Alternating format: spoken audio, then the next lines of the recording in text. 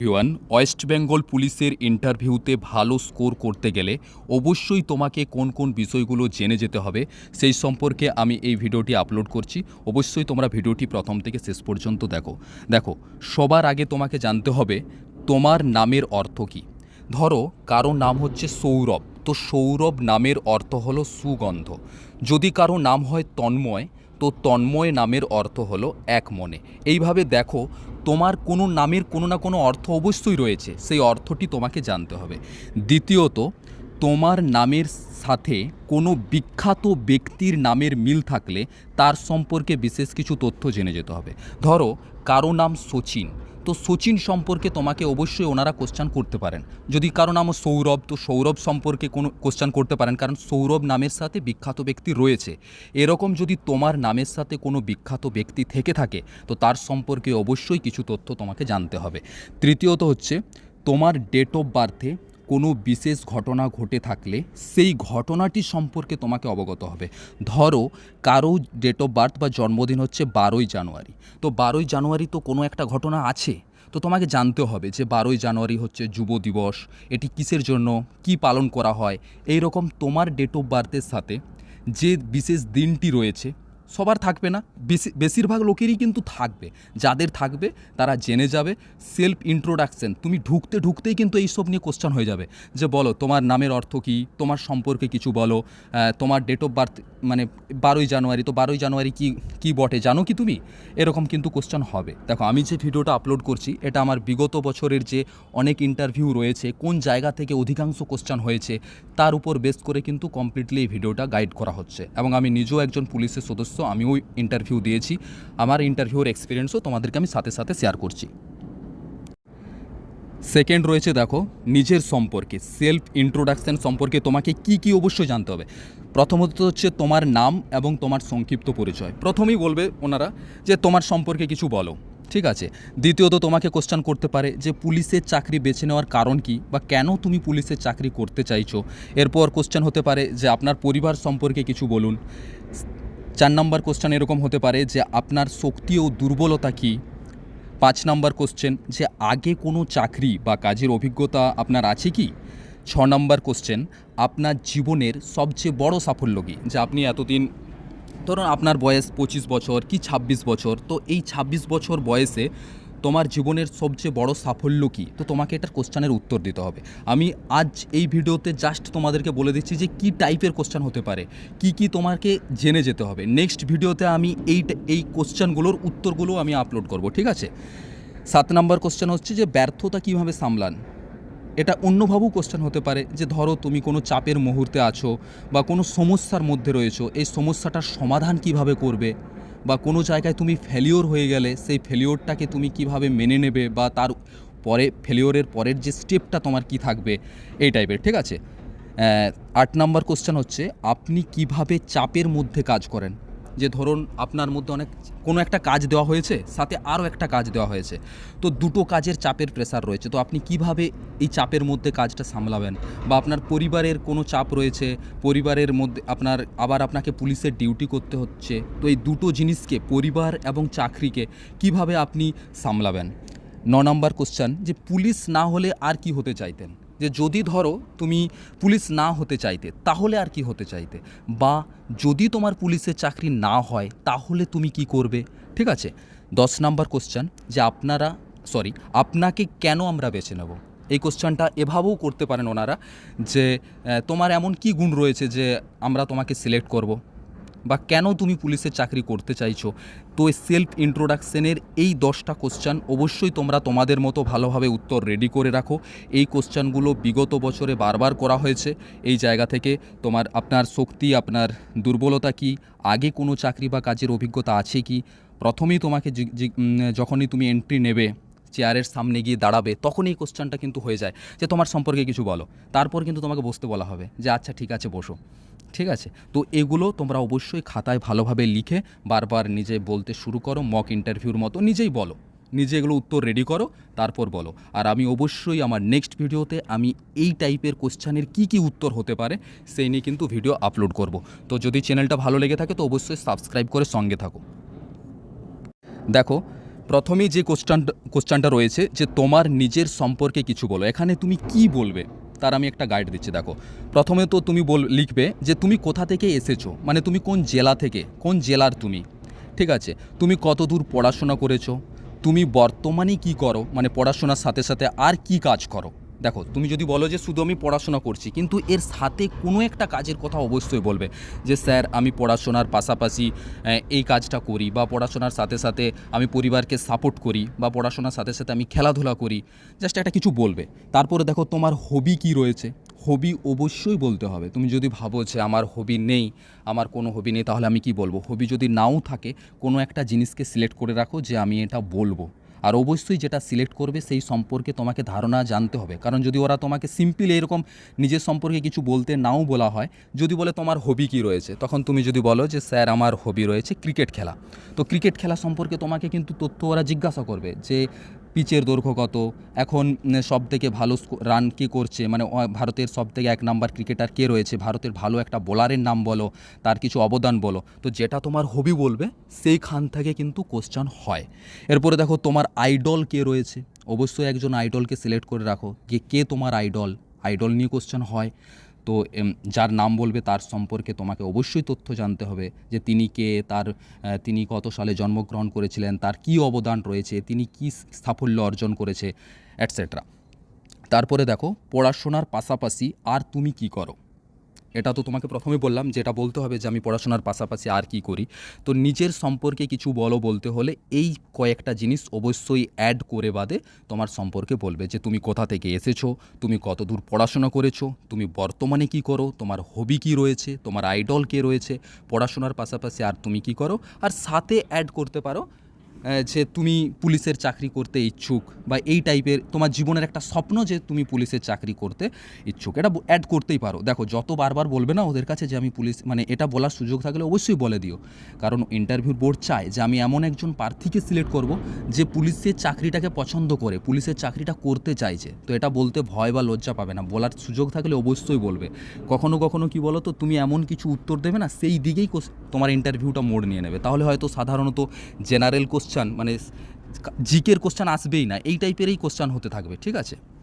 তুমি কোন মোড়ে তোমার ইন্টারভিউটা ঘোরাবে ওটা অনেকটাই তোমার হাতেই থাকে, স্টার্টিং পয়েন্টেই থেকে, যে তুমি কীরকমভাবে উত্তর দিচ্ছ সেই নিয়েই ওরা ইন্টারভিউটাকে নিয়ে যাবে। তো অবশ্যই আমি নেক্সট ভিডিওতে আস্তে আস্তে গাইড করবো, একসাথে পুরোটা তোমাদেরকে গাইড করা যাচ্ছে না, কারণ আমি অনেকটা তোমাদেরকে সিলেবাস কভার করার চেষ্টা করেছি যে কী কী তোমাদেরকে জানতে হবে। এরপরে দেখো যাদের গ্র্যাজুয়েশন রয়েছে তাদেরকে অবশ্যই সেই বিষয় সম্পর্কে ভালোভাবে অবগত হবে, তাদের কিন্তু কোনো মার্সি নেই, সেখান থেকে কোশ্চেন হবেই। ধরো কারো বাংলাতে অনার্স রয়েছে, তো এই বাংলা অনার্স থেকে অবশ্যই ওনারা তোমাকে প্রশ্ন জিজ্ঞাসা করবেন, এটা 100%, এখানে কোনো মার্সি নেই। এরপরে যারা ধরো গ্র্যাজুয়েশন সাবমিট করনি বা যাদের গ্র্যাজুয়েশন নেই, তারা ধরো অনেকটাই বেঁচে গেলে, কারণ তোমাদের গ্র্যাজুয়েশন লেভেলের কোশ্চেন হবে না, তোদের একদম সিম্পল যে কোশ্চেনগুলো হবে সেগুলো তো আমি তোমাদেরকে গাইড করেই দিচ্ছি। কিন্তু যাদের অনার্স রয়েছে তাদেরকে অবশ্যই কিন্তু অনার্সটা ভালোভাবে জেনে যেতে হবে, বাংলায় হোক, জিওগ্রাফিতে হোক, ইংলিশে হোক, এখান থেকে কিন্তু কোশ্চেন হবেই হবে। নেক্সট তোমাদেরকে জানতে হবে ম্যাপ পয়েন্টিং। যতবার ইন্টারভিউ হয়েছে এই জায়গাটা হয়তো অনেকেই ভালোভাবে কভার করে না, কিন্তু এই জায়গাটা থেকে কোশ্চেন হয়েই, একটা কোশ্চেন হলেও তুমি ম্যাপ পয়েন্টিংয়ের থেকে পাবে। তো কি করবে দেখো, তুমি প্রথমে পশ্চিমবঙ্গের ম্যাপ এবং ভারতের ম্যাপ, এই দুটো ম্যাপ কিনে নিয়ে আসো। তারপর কোন জেলা কোন দিকে রয়েছে, বিশেষ করে পশ্চিমবঙ্গের কোন জেলা কোন দিকে রয়েছে, ধরো মালদা জেলার উপর দিকে কোন জেলা রয়েছে, বা মালদা জেলার নিচে উত্তরে দক্ষিণে কোন জেলা রয়েছে, এটা একটু ভালোভাবে জেনে নিলে। কোন নদী, যেগুলো বিখ্যাত নদী, খুব সব নদীগুলো জানার দরকার নেই, ম্যাপে তো অনেক হাজার নদী আছে, সেগুলো জানার দরকার নেই, কিন্তু ইম্পর্টেন্ট যেগুলো বেশ ভালো নদী, সেইগুলো কোন জেলার উপর দিয়ে বয়ে গেছে এটা তোমাকে জানতে হবে। বিখ্যাত উল্লেখযোগ্য পাহাড়গুলো কোন জেলার উপরে রয়েছে, তোমার জেলা, তোমার বিশেষ করে তোমার যা জেলার পাশে কোন জেলা রয়েছে, বা কোনো দেশের সীমানা রয়েছে কি না, এইগুলো কিন্তু তোমাকে জানতে হবে। এইখান থেকে কিন্তু একটা কোশ্চেন তো 100% হয়েছে। দেখো সব সময় যে তোমার এই কোশ্চেনটা হবে এরকম না, কিন্তু এই কোশ্চেনগুলো হয়েছে, যেগুলো হয়েছে সেই সম্পর্কে তোমাদেরকে আমি নলেজ দিচ্ছি। তো ম্যাপ পয়েন্টিংটা জেনে যাবে, ঠিক আছে। তাহলে মানে ইন্টারভিউ দেখো অ্যাভারেজ সবাই নাম্বার পায় 7-8, ধরো মোটামুটি তুমি যেমনই যাই বলো পেয়ে যাবে, কিন্তু 13-র উপরে নাম্বার পেতে গেলে কিন্তু এগুলো তোমাকে ভালোভাবে দেখতে হবে। তো ম্যাপ পয়েন্টিংটা ভালোভাবে অবশ্যই দেখবে। প্রথমেই যে জিনিসটা নিয়ে শুরু করেছিলাম যে সম্ভাব্য পরিস্থিতি ভিত্তিক প্রশ্ন তো হবে, আবার এটা হলে কিন্তু তোমার জন্য ভালো। কারো কারো ক্ষেত্রে এটা হয় না, কারো কারো ক্ষেত্রে হয়। যাদের সম্ভাব্য পরিস্থিতি ভিত্তিক কোশ্চেন হয়ে যায় তাদের কিন্তু জিকের থেকে অত কোশ্চেন হয় না। দেখো তোমায় কোশ্চেন করতে পারেন ওনারা যে ধরো তুমি সার্ভিস করছো, চাকরি করছো, কেউ তোমায় ঘুষ অফার করলো, তখন তুমি কি করবেন? বা কোশ্চেন হতে পারে যে ঊর্ধ্বতন কর্মকর্তা যদি অন্যায় নির্দেশ দিলে তখন তুমি কি করবে? বা কোশ্চেন হতে পারে জনতা উত্তেজিত হলে কিভাবে পরিস্থিতিকে সামলাবেন। তো এই টাইপের কিছু পরিস্থিতি ভিত্তিক কোশ্চেন হয়। কি কি কোশ্চেন হয় আমি নেক্সট ভিডিওতে তোমাদেরকে আরও ভালোভাবে গাইড দেবো। জাস্ট এটা 3টা আমি তোমাদেরকে ধারণা দিলাম যে এই টাইপের কোশ্চেন উত্তর দেওয়ার জন্য কিন্তু রেডি থাকো। যে ঘুষ অফার করলে কি করবেন, ঊর্ধ্বতন কর্মকর্তা অন্যায় নির্দেশ দিলে কি করবেন, জনতা উত্তেজিত হলে কিভাবে পরিস্থিতিকে সামলাবেন, এই কোশ্চেনগুলো হবে। নেক্সট দেখো, তোমার থানা সম্পর্কে গুরুত্বপূর্ণ তথ্য। তোমার থানাতে আইসি বা ওসি কে রয়েছেন, তোমার থানাতে কোনো বিখ্যাত ব্যক্তি রয়েছে কিনা, কোনো নদী রয়েছে কিনা, কোনো পাহাড় রয়েছে কিনা তোমার থানাতে, অবশ্যই সেগুলো একটু দেখে নাও। ঠিক আছে, যেমনই নদী হোক, ছোটোখাটো নদী, ছোটোখাটো পাহাড়, ঠিক আছে, বিখ্যাত কোনো ব্যক্তি, তো অবশ্যই যদি কোনো থানায় তোমার ধরো বিখ্যাত ব্যক্তি সেরকম নেই, তো তোমাকে কিন্তু খুঁজে বার করতে হবে বা এমনিই বলতে হবে যে কোনো একজন আছে। কারণ একটা থানায় অবশ্যই কেউ না কেউ বিখ্যাত। দেখো বিখ্যাত মানে একদম জগৎ বিখ্যাত হতে হবে এমন না, কেউ ভালো ফুটবল খেলে, কেউ ভালো রবীন্দ্রসঙ্গীত গায়, কেউ জাতীয় স্তরের খেলোয়াড়, তো এই টাইপের কোনো বিখ্যাত ব্যক্তির নাম তোমাকে জানতে হবে। তোমার জেলা সম্পর্কে গুরুত্বপূর্ণ তথ্য, তোমার জেলা সম্পর্কে তো অবশ্যই জানতে হবে, সম্পূর্ণ জেলাটা ভালোভাবে দেখে নেবে। তারপরে তোমার রাজ্য সম্পর্কে, পশ্চিমবাংলা সম্পর্কে কোশ্চেন এখান থেকে হবে। তোমার পঞ্চায়েত এলাকা সম্পর্কে বিশেষ তথ্য, তোমার পঞ্চায়েত প্রধান কে রয়েছে, তোমার পঞ্চায়েত কতগুলো গ্রাম নিয়ে গঠিত, তোমার পঞ্চায়েতে মানুষরা কোন কোন সমস্যার মধ্যে রয়েছে বা তাদের এই সমস্যাটা কিভাবে দূর করা যেতে পারে, কোশ্চেন হতে পারে। ঠিক আছে, তো এটা একটু ভালোভাবে দেখে নিও। এরপরে দেখো, যেগুলো আর একটু ভালোভাবে জানতে হবে, সবার আগে হচ্ছে সংবিধান থেকে কোশ্চেন হয়। সংবিধান থেকে কোশ্চেন হয়, কিন্তু অনেক ডিপ না, যেগুলো তোমরা বারবার পড়েছো সেই জায়গাগুলো থেকেই কোশ্চেন হবে। খুব বেশি ডিপ জিকে কোশ্চেন কিন্তু হয় না, একদম ইজি সিম্পল কোশ্চেন হয়, যেটা তুমি জানো, যেটা তুমি বারবার পড়েছো, সেই কোশ্চেনগুলোই করা হয়। এই রকম কোশ্চেন হয় যে সংবিধান কত সালে লেখা হয়েছিল, বা ব্যাস এইটুকুই আর কি। সংবিধান সভার প্রতিষ্ঠাতাকে, সংবিধান কতদিন টাইম লেগেছিল রচনা করতে, ব্যাস এই টাইপের। ইতিহাসেরও কমন কোশ্চেন যেগুলো হয়, একদম কমন বেসিক কোশ্চেনগুলো ইতিহাসের।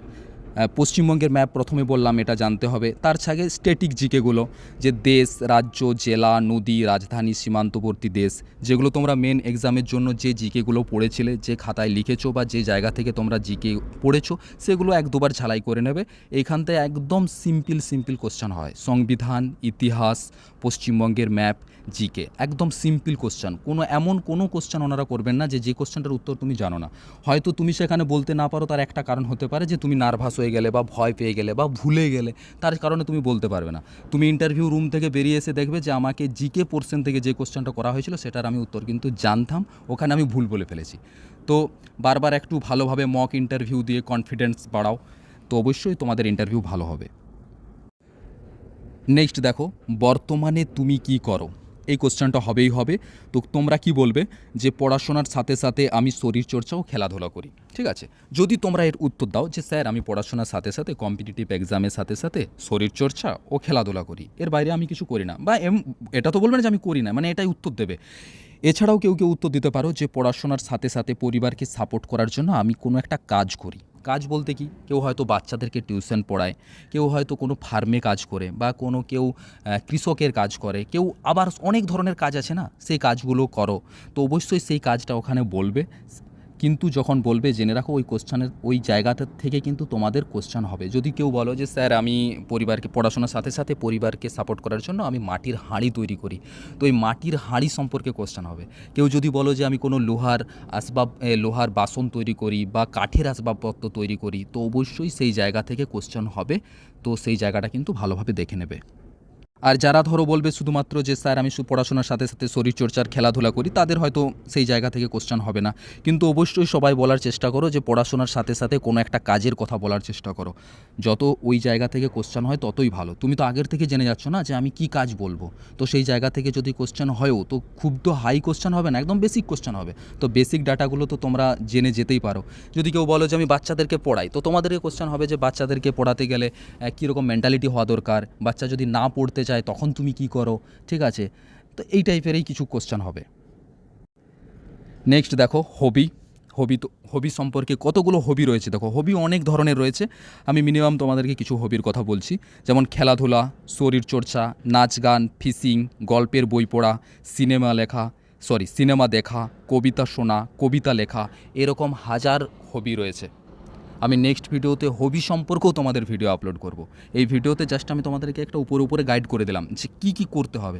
তো অবশ্যই তোমরা কোনো না কোনো একটা হবি সম্পর্কে ভালোভাবে তথ্য লিখে নাও। যে আমি বলবো কবিতা শোনা, তো কবিতা শোনা মানে তোমাকে কবিতা সম্পর্কে কিন্তু নলেজ থাকতেই হবে। তো এমন কিছু একটা হবি বলো যে হবিটা সম্পর্কে তুমি কিন্তু বলতে পারবে। যদি ভালো কেউ ফুটবল, আমার ফুটবল খেলতে ভালো লাগে, তো ফুটবলের কিছু ভালো প্লেয়ার, ফুটবলের মাঠের দৈর্ঘ্যপ্রস্থ কীরকম, ফুটবলের যে গোল পোস্ট তার উচ্চতা কত, ভারতের একজন ভালো ফুটবলারের নাম বলো, কেন তিনি বিখ্যাত, তার সর্বোচ্চ গোল সংখ্যা কত রয়েছে, তো জাস্ট এইরকম।